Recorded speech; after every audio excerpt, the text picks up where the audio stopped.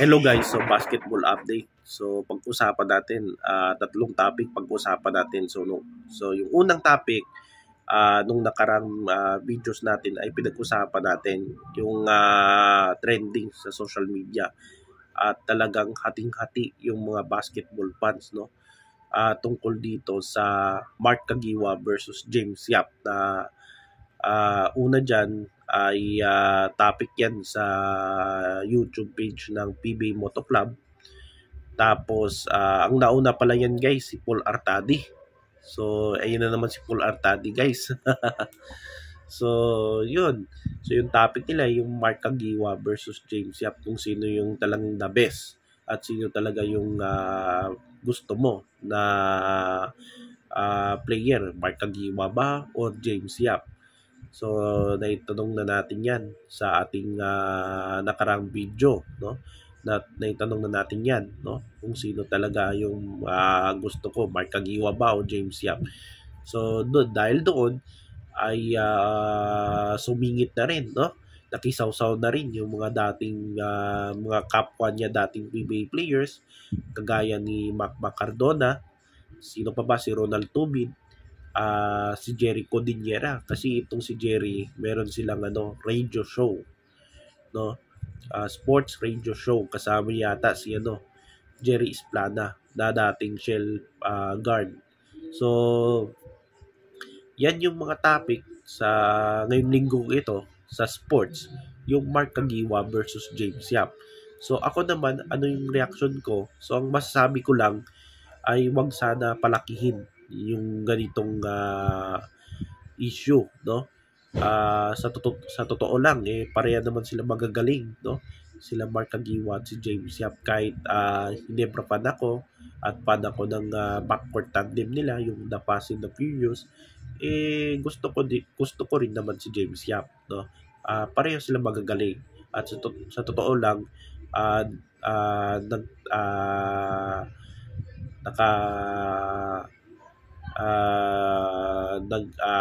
ng malaking impact, no? Hindi lang sa kanilang karera, hindi lang sa kanilang mother teams na Pure Foods at Ginebra, pati na rin sa PBA nagbigay sila ng malaking impact, no? So nung panahon nila, so grabe yung kalakasan nila, no? At sa achievements naman, pare-pareho naman sila, pantay-pantay naman sila. Labang si James Yap ng 2 MVP, si Mark Kagiwa isang MVP, at marami din silang naipanalo na championship, no? 9 championships ata kay Mark Kagiwa, 7 kay James Yap. So yun. At so sa second topic naman tayo, no? Itong Northport, kung saan may balita na meron na daw company na bibili dito sa franchise ng Northport Batang Pier. So abangan natin guys, baka ngayon taon na ito, no? Or bago pa magsimula yung PBA season, meron ng company na bibili dito sa Northport Batang Pier. So ano ba itong Pure Blends? So ang balita is Pure Blends. So parang kapangalan lang ng Pure Foods. Pure Blends. So ano kaya ito? Na-search ko ito, no? Itong company na ito, pero hindi pa hindi pa klaro, no? Kung sino talaga may-ari, kung ano talaga yung negosyo nito. Marami kasi lumalabas, pareha din ng pangalan, So, yon. So, yung Northport Batang Pier, nag-join sila sa PBA mga 2012, no? Binili nila yung franchise ng Powerade. So, yung Powerade ay sister to ng Coca-Cola. So, naging Pop Cola, Coca-Cola, at yung Powerade, 2 seasons. Na-remember ko, no Powerade, yung huling season nila ay na-upset nila yung number 1 team doon sa Philippine Cup, yung Pure Foods, first season ni Coach Tim Cone.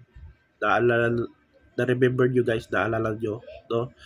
Na-upset nila yung Pure Foods, Bibig pala yung pangalan. ang nagdala talaga doon sila Gary David, no? Yung El Granada. So doon talaga nung panahon na yon ay parang MVP season na ni Gary David nung panahon na yon. So noon nakaabot sila ng finals at pero natalo sila ng talk and text. So doon yan guys yung nangyari doon. So after that ay nabili na pala ng Global Port. So Global Port pa yung pangalan doon. Dati yung team na yan ay nasa amateur league, yung Philippine Basketball League, yung PBL. So nung nawala, yung time na nawala yung Wellcoat, ngayon rain or shine dahil nasa PBA na sila, itong Harbor Center pangalan doon Harbor Center Batang Pier. So silang naghari dyan sa PBL at marami na rin dating mga PBA players na naging parte noon ng Harbor Center Batang Pier. Hindi ko alam kung naka-join ba sila sa PBA D-League bago sila naging PBA. So alam ko ay dominante sila dyan sa PBL. So nagtataka ako ngayon na sa PBA na sila, bakit hindi nila tinuloy yung kanilang successful mula sa naging successful nila sa PBL, bakit hindi nila tinuloy sa PBA. So itong Northport, hindi kagaya ng isang team na talagang hindi talaga nagko-compete. Itong Northport ay at least nagko-compete naman ito. Minsan umabot sa semis, hindi lang umabot sa finals. Umabot lang sila sa semis lang at umaabot din sila sa playoffs. So most notable na first round picks nila si Terence Robio, si Stanley Pringle at si Robert Boley. So meron silang mga superstars noon ay pinamimigay lang nila sa lalo na sa mga SMC teams na kagaya ng Ginebra at Magnolia o Pure Foods Magnolia. So talagang nababansagan silang farm team ng PBA. So ngayon abangan natin ang developments ng Northport Batang Pier. So punta naman tayo sa Terra Firma Jeep. So itong Terra Firma Jeep ay nag-decide sila na hindi na pirmahan itong si Terence Romeo ng contract extension. So ayon dito sa isang basketball page, after parting ways with Christian Stanhardinger, itong si Christian ay naglaro ito ng one conference. At after conference, nag-decide ito na mag-retire. Pero yung rights pa rin ay nasa Terra Firma. So pwede pa siyang bumalik sa PBA.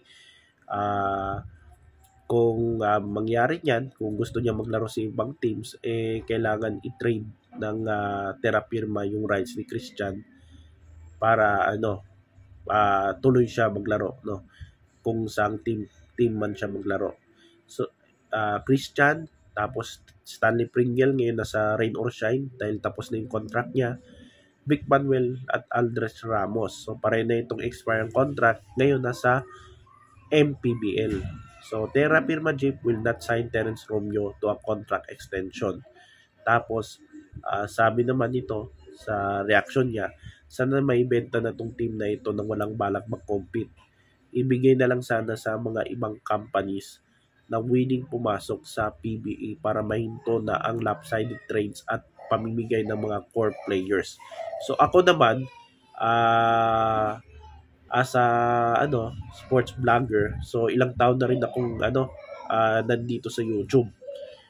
So ako naman ay dahil ginawa ko itong YouTube channel na ito para suportahan itong PBA kasi may mga fans dyan na ano-ano na lang sinasabi, negative, ano-ano na lang sinasabi o negative about dito sa PBA. So ako naman meron din akong concerns dito sa PBA. So hindi naman talaga perfect itong PBA. So ako naman ay laging sumusuporta dito sa ating pambansang liga. So nagtataka lang ako kung bakit kumunti na yung mga vloggers na nagba-vlog about dito sa PBA. So nung panahon before pandemic, maraming vlogger, na talagang nagba-vlog about dito sa PBA. Ngayon konti na lang. no? At isa na ako diyan na sa mga natitirang vloggers ngayon ng PBA, kasi ang rason nila kung bakit hindi na sila nagba-vlog about sa PBA dahil nakaka-receive sila ng copyright content.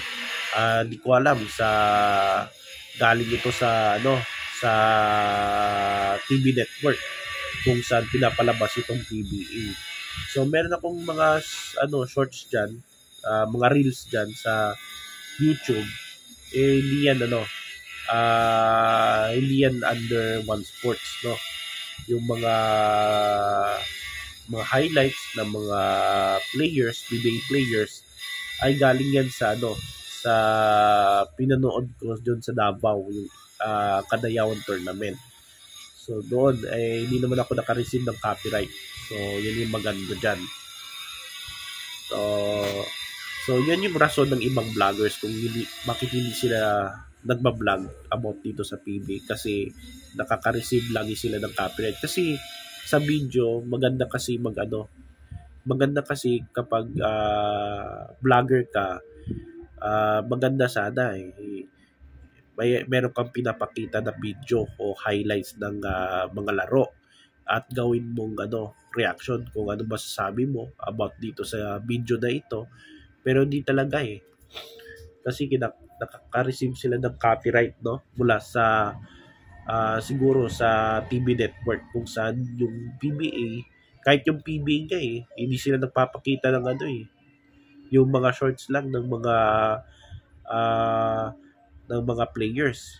Pero yung talagang highlights na sa laro, 10-minute na video, hindi sila nagpapakita yung PBA. Ang nagpapakita lang yung One Sports. So yan yung problema.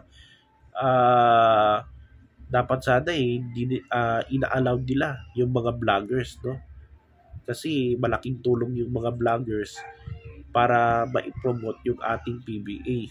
So yan sana yung iniisip nila.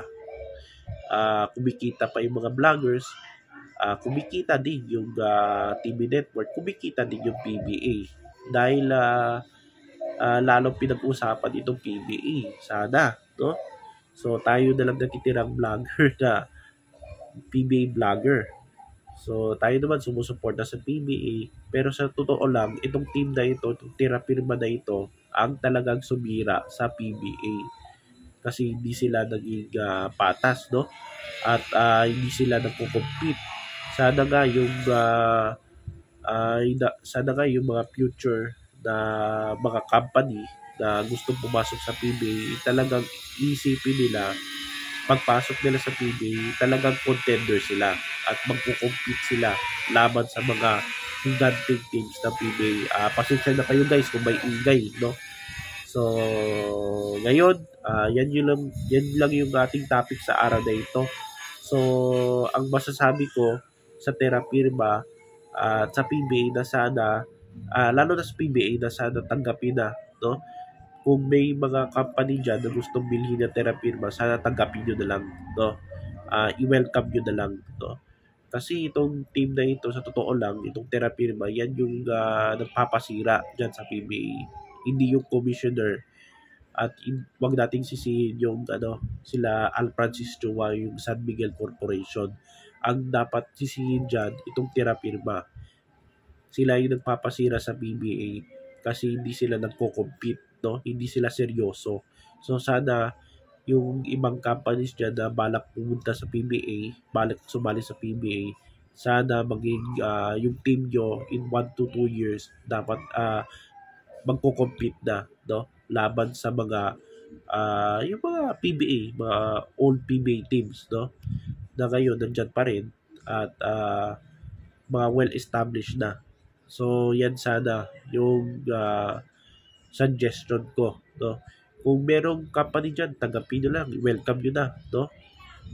So yun guys, yung ating basketball update sa araw na ito. Medyo maingay sa labas guys.